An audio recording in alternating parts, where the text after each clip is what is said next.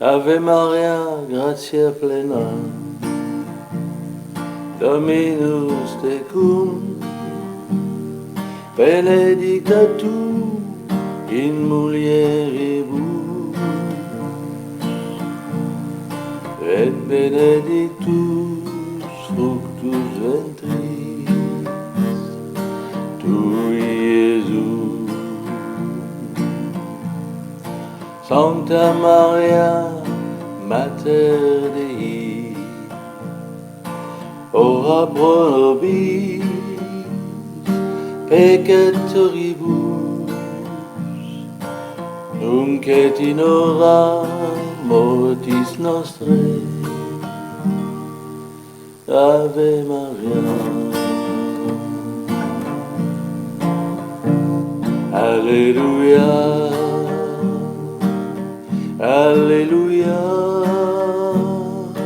Alléluia.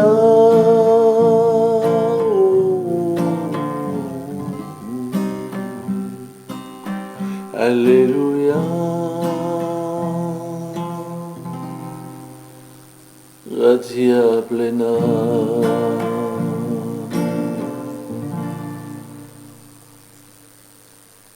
Bonne journée.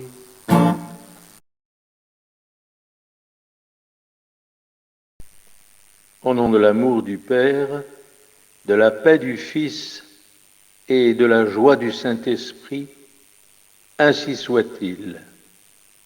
Bien chers amis de la Croix Glorieuse, bien chers pères, bien chers frères, bien chères sœurs, bien chers nouveaux amis, aujourd'hui j'aurais souhaité vous entretenir de la notion de sacrilège. Alors avant toute chose, je voudrais dire qu'il y en a trois. Le sacrilège personnel, le sacrilège local et le sacrilège réel. Alors, en ce qui concerne le sacrilège personnel, eh bien, c'est la profanation d'une personne qui est consacrée à Dieu. Alors, comment se commet ce sacrilège? Eh bien, par des coups et des blessures sur la personne consacrée, ou alors par le mariage pour une personne qui est consacrée à Dieu. Alors, pour le sacrilège local, eh bien, c'est la profanation d'un lieu consacré au culte divin par l'autorité de l'Église. Ça peut être des églises, des cimetières ou des oratoires publics. Alors, comment commet-on le sacrilège local? Eh bien, simplement par l'homicide volontaire, l'effusion du sang humain, la sépulture d'un excommunié ou d'un infidèle dans l'Église, par exemple, ou bien par des actes qui blessent la sainteté du lieu, comme un incendie, une effraction, un renversement d'autel, ou bien des rixes, ou bien le vol d'une chose sacrée, et même parfois d'une chose non sacrée, qui est confiée à la garde du lieu saint. Par exemple, un tronc, ou bien alors une statue. Et enfin, eh bien, par les actes qui ne conviennent pas à la sainteté du lieu, par exemple des marchés, des tribunaux de justice, des réunions parlementaires, des concerts, des banquets, des musées, etc., etc. Alors, reste le sacrilège réel. Qu'est-ce que c'est? Eh bien, c'est tout simplement la profanation d'une chose sacrée. Alors, ça peut être la profanation des sacrements, et en particulier, bien sûr, de la Sainte Eucharistie, ou bien des saintes images, des saintes reliques, du Saint-Crème, ou bien même de l'eau bénite. ou aussi par des vases sacrés qui sont profanés, des ornements sacerdotaux, ou bien encore plus simplement par des jeux de mots sur la Sainte Écriture, des hymnes et des cantiques religieux douteux, et puis enfin par le vol des biens ecclésiastiques, des meubles, des immeubles destinés à l'entretien des ministres du culte et aux besoins des fabriques ou bien des écoles des pauvres. Alors je rappelle quand même que après la Révolution, tous les immeubles religieux avaient été profanés, c'était après 1792, et puis volés, saccagés, et bien sûr jamais réparés. Amen. Alors enfin, je voudrais rappeler qu'il n'est pas permis non plus d'utiliser le nom de sacré pour quelque chose qui ne l'est pas. Par exemple, un match de foot, ou bien, comme on dit parfois, un sacré bonhomme. Non, mes amis, Dieu est Dieu, et nous devons prendre soin de tout ce qui est à lui, et pour lui. Amen. Alors maintenant, mes chers amis, eh bien, je voudrais vous faire connaître quelques petites histoires qui vont vous détendre après mon homélie de ce matin. Et je voudrais d'abord parler de saint Anselme, qui disait « L'auguste cœur de Marie, étant la voie par laquelle le Fils de Dieu est venu procurer le salut des pécheurs, eh bien la publication des louanges de Marie ne saurait manquer d'éveiller dans les pécheurs le désir de se convertir et de se sauver. D'ailleurs, si toutes les grâces nous sont dispensées uniquement par les mains de la Vierge Marie, et si tous ceux qui se sauvent ne sont sauvés que par l'entremise de cette divine Mère, on peut dire par une conséquence nécessaire que le salut de tous les hommes dépend de ceux qui publient les miséricordes du cœur de Marie et qui excitent les fidèles à mettre leur confiance dans son intercession. Et bien sûr, c'est le cas pour nos religieux de la Croix glorieuse. Alors, saint Anselme poursuit en disant « Grande sera la récompense des apôtres de Marie. Non seulement ils se sauveront, mais encore ils jouiront d'une gloire particulière pour avoir contribué au salut de plusieurs autres. » Aussi, selon saint Bonaventure, tous ceux qui s'occupent à publier les gloires de la Vierge Marie sont assurés du paradis. Honorer la Reine des Anges, c'est la même chose que faire l'acquisition de la vie éternelle, car cette souveraine pleine de gratitude ne manquera pas de glorifier dans l'autre vie ceux qui ont soin de la faire honorer dans celle-ci. Mais par-dessus tout, ce qui doit nous encourager, nous, ici dans notre Église, eh bien c'est la belle promesse de la Vierge Marie elle-même à ceux qui l'honorent et spécialement à ceux qui par leurs discours et leurs exemples travaillent à la faire connaître et honorer aussi des autres. Marie disait « Mes serviteurs ne pécheront pas, mes apôtres auront la vie éternelle. » Amen. Alors je voudrais rappeler ici, c'est saint Bonaventure qui le disait, que notre miséricordieuse Reine va récompenser par des biens sans nombre qui leur sont réservés tous ceux qui la glorifient. Et nous savons qu'au jugement, Marie recommandera à son divin Fils tous ceux qui ont publié ses louanges.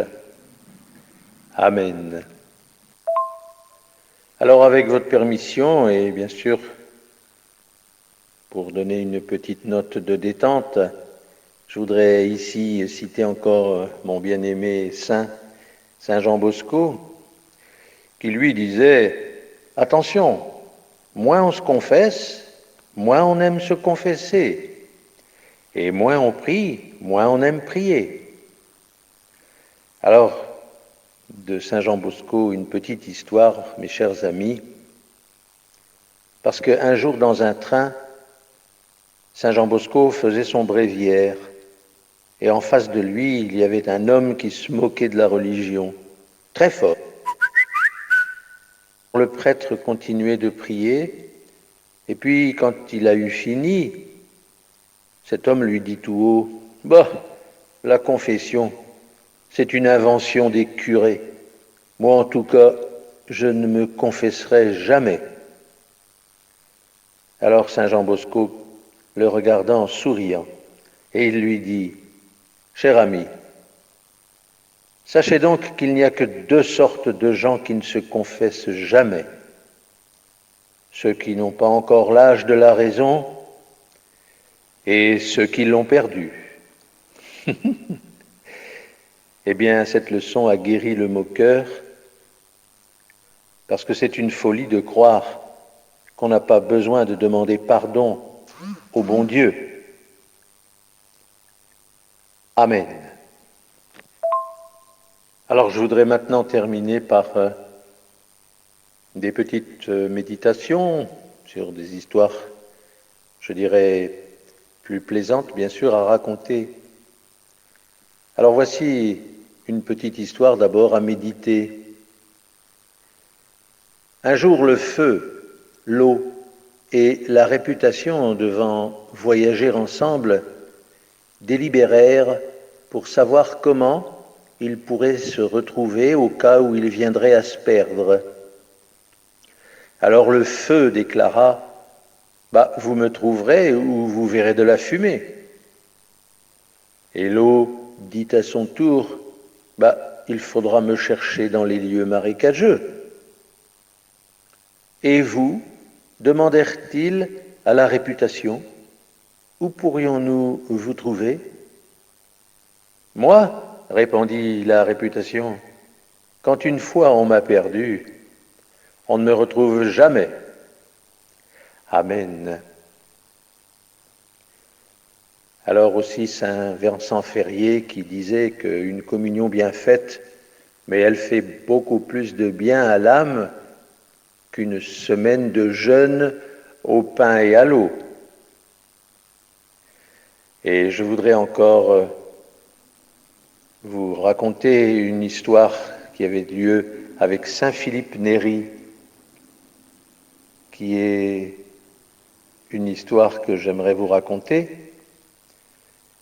À Rome, une dame connue pour être une très mauvaise langue va se confesser au Saint Philippe Néri. Celui-ci lui demande en pénitence de prendre une poule et de la plumer à travers les rues de la ville. Alors elle le fit, et elle revint se confesser auprès de lui.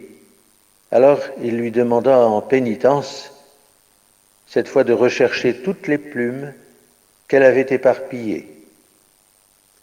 Alors elle répondit, « Mais c'est impossible !»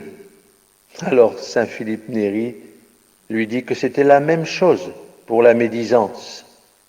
On sème le mal, on détruit la réputation, et il est alors bien difficile, voire impossible, de réparer tout le mal commis.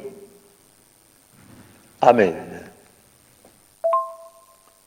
Alors enfin, nous, de notre côté, bien sûr, nous savons que le bon Dieu nous a pardonné tant de fois, et que nous devons supporter les méchants et leur pardonner les injures qu'ils nous font.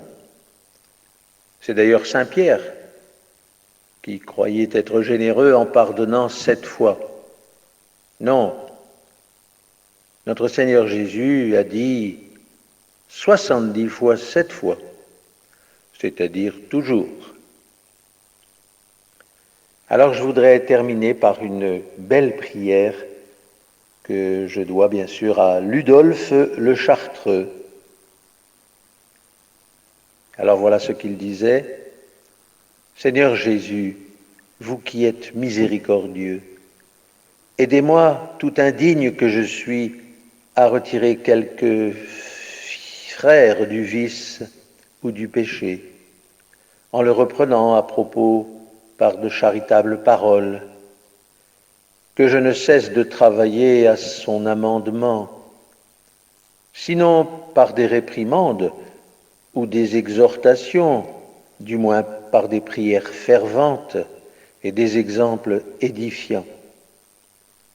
Alors accordez-moi la grâce inestimable de vivre, de persévérer dans la communion catholique et dans la charité fraternelle, afin d'assurer l'heureux succès de toutes les demandes que je vous adresserai, et aussi afin d'éprouver par votre salutaire assistance que vous êtes vraiment au milieu de nous, comme vous l'avez promis, car vous avez daigné établir votre demeure de prédilection dans les cœurs amis de la paix. Faites enfin, divin Sauveur, que je sois dans la disposition habituelle de pardonner à mon prochain toutes les fois qu'il m'offensera, de façon qu'il ne puisse découvrir en moi aucun sentiment et aucun signe de haine ou de rancune. Ainsi soit-il. Voilà donc, je voulais transmettre à nos chers pères de la Croix glorieuse cette superbe prière. Amen.